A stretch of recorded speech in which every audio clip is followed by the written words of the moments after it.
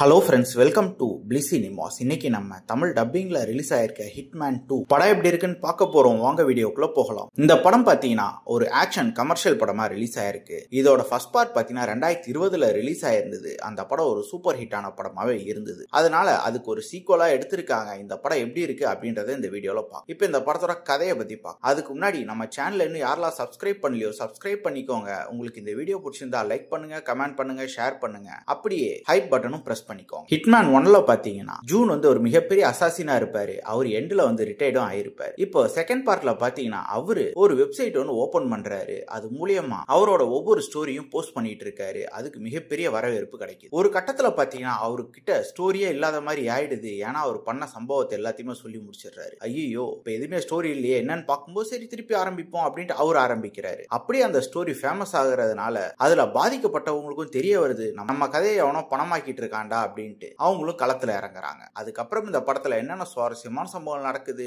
அப்படின்றது தான் இந்த படத்தோட மொத்த கதையே. இப்ப இந்த படத்தோட பாசிட்டிவ் நெகட்டிவ் பத்தி பார்க்கலாம். பாசிட்டிவ் ஸ்டோரி பிளாட்டை சொல்லலாம், ஒரு இன்ட்ரெஸ்டிங்கான ஸ்டோரி பிளாட் தான். ஆனா ஹிட்மேன் 1 அளவு இருக்கா அப்படின்றது மிகப்பெரிய கேள்விக்குறி தான். ஹிட்மேன் 1 பாத்தீங்கன்னா ஒரு சூப்பரான ஒரு படமா இருக்கும். ஆரம்பத்துல இருந்து எண்டு வரைக்கும் ஒரு தரமான ரைட்டிங்ல கொடுத்திருப்பாங்க. ஆனா இது ஒரு ஆக்ஷன் படமாவே இருந்தாலும் ஃபர்ஸ்ட் ஹாஃப் ஃபுல்லாவே ஆக்ஷன் போர்ஷன்ஸே பெருசா கிடையாது. இவங்க டிராமா அந்த மாதிரியே போனது மிகப்பெரிய டிசப்பாயிண்ட்னு சொல்லலாம். அதே மாதிரி டெக்னிக்கலி படம் நல்லாவே இருந்தது. சினிமோட்டோகிராஃபி, சவுண்ட் எஃபெக்ட்ஸ், பிஜிஎம் எல்லாமே நல்லாவே பண்ணி கொடுத்திருந்தாங்க. ஸ்கிரீன் பிளேஸ் பாத்தீங்கன்னா பெருசா இன்ட்ரெஸ்டிங்கா எந்த ஃபேக்டருமே கிடையாது. பயங்கர லேக் படம். செகண்ட் ஹாஃப் பொறுத்தளவு ஓரளவு ஓகேவா இருந்ததுன்னு சொல்லலாம். ஓவராலா பாத்தீங்கன்னா இது ஒரு ஒன் டைம் வாட்சபிள் படம் தான். வேணும்னா ட்ரை பண்ணி பாருங்க. இந்த படத்துக்கு நம்மளோட ரேட்டிங் கேட்டீங்கன்னா 10க்கு 5 மார்க் கொடுக்கலாம். இன்னொரு வீடியோல சந்திக்கலாம்.